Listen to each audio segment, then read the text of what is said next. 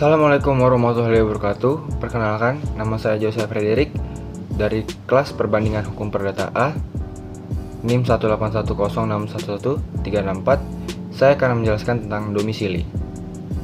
Pengertian domisili. Domisili mempunyai makna jamak dalam hukum karena, menurut hukum, tiap orang harus mempunyai tempat tinggal yang dapat dicari. Tempat yang dapat dicari inilah yang disamakan dengan domisili. Kata domisili berasal dari bahasa Belanda domicilie, artinya tempat kedudukan atau disebut juga tempat tinggal. Sedangkan definisi domisili yang diberikan oleh Prawiro Hamijojo dan Pohan, domisili adalah tempat seseorang harus dianggap selalu hadir dalam hubungannya dengan pelaksanaan hak dan pemenuhan kewajiban. Juga apabila pada suatu waktu ia benar-benar tidak dapat hadir di tempat tersebut.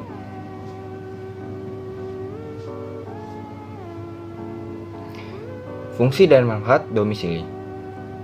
Fungsi. Yang pertama, kepastian untuk menentukan di mana seseorang harus melakukan perkawinan. Hal ini berhubungan dengan suatu peraturan bahwa perkawinan harus dilaksanakan di tempat salah satu pihak. Pasal 76 KUH Perdata. Yang kedua, kepastian untuk menentukan di mana subjek hukum harus dipanggil dan ditarik ke muka pengadilan. Ketiga, kepastian untuk menentukan pengadilan mana yang berkuasa terhadap subjek hukum tersebut. Dalam HIR, pengadilan yang berwenang mengadili seseorang dalam perkara perdata adalah pengadilan dalam wilayah hukum di mana penggugat atau tergugat berdomisili. Pasal 118 ayat 1 dan 2 HIR. Yang terakhir, kepastian rumah kematian. Penentuan rumah kematian berkaitan erat dengan ketentuan hukum waris.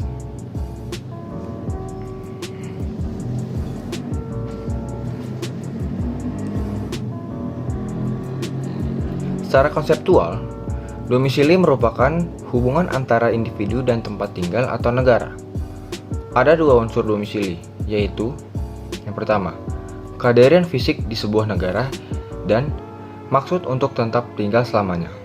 Sedangkan manfaat penentuan domisili oleh para pihak yaitu pertama, tempat seseorang melakukan pemungutan suara, kedua, lokasi untuk pembelian properti, tiga, negara tempat mengeluarkan SIM orang tersebut, keempat, negara tempat rekening bank seorang dipertahankan, yang kelima, tempat orang tersebut bekerja.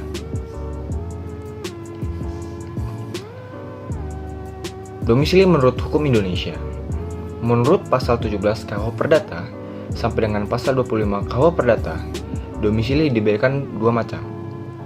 Domisili yang sesungguhnya, yaitu tempat melakukan perbuatan hukum pada umumnya, dan kedua, domisili yang dipilih, yaitu domisili yang ditentukan oleh peraturan perundang-undangan ataupun ditentukan secara bebas. Domisili sesungguhnya dapat dikelompokkan menjadi dua jenis, yaitu domisili sukarela atau mandiri, yaitu tempat tinggal yang tidak terikat atau tidak tergantung pada orang lain, yang berarti ia bebas untuk menentukan tempat tinggalnya sendiri. Yang kedua, domisili wajib atau domisili terikat, merupakan tempat tinggal yang tergantung untuk mengikuti tempat tinggal orang lain. Menurut Prawiro Hamijojo dan Pohan, orang yang dapat dikatakan punya domisili wajib yaitu seorang istri yang catatan tidak dalam keadaan pisah meja dan pisah ranjang. Maka hukum menentukan bahwa domisili seorang istri adalah sesuai dengan domisili suaminya. Pasal 21 KUH Perdata.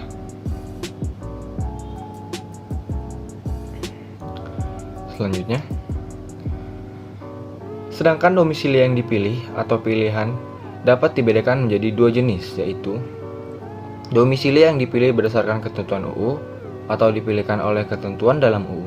Contoh, pasal 11(1)B UU nomor 4 tahun 1996 tentang hak tanggungan.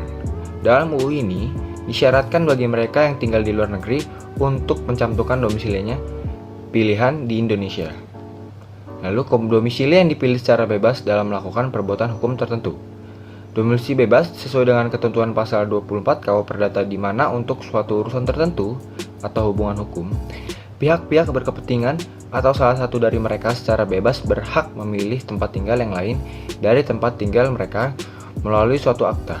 Menurut Prawiro Hamijojo dan Pohan.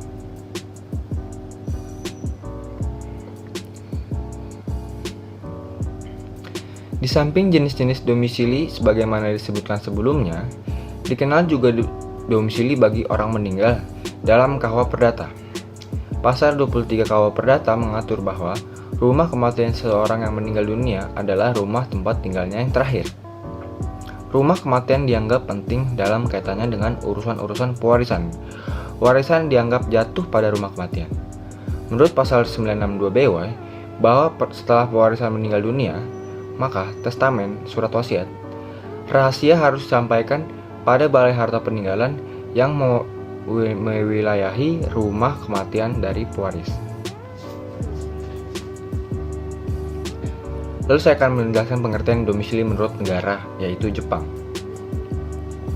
Domisili di Jepang diatur dalam pasal 22 sampai dengan pasal 24 Civil Code Act nomor 89 yang telah direvisi tahun 2005 dengan Act nomor 87 tahun 2005 yang berlaku mulai tanggal 1 Mei 2006. Domisili dibagi menjadi dua, yaitu the principal place, yaitu domisili yang ditentukan oleh tempat utama yang bersangkutan tinggal di tempat dalam kehidupannya. Kedua, temporary domicile, yaitu tempat tinggal sementara yang dipilih oleh orang untuk melakukan tindakan atau perbuatan hukum tertentu dan dianggap sebagai domisili yang berkaitan dengan tindakan tersebut. Jika domisili diketahui domisilinya, maksud saya tidak diketahui domisilinya, yaitu pertama, tempat tinggalnya dianggap sebagai kediamannya. Kedua, seseorang tidak memiliki domisili Jepang, tempat tinggalnya atau residennya ditentukan berdasar warga negaranya. Tempat tinggal warga Jepang atau negara asing dipandang sebagai domisilinya.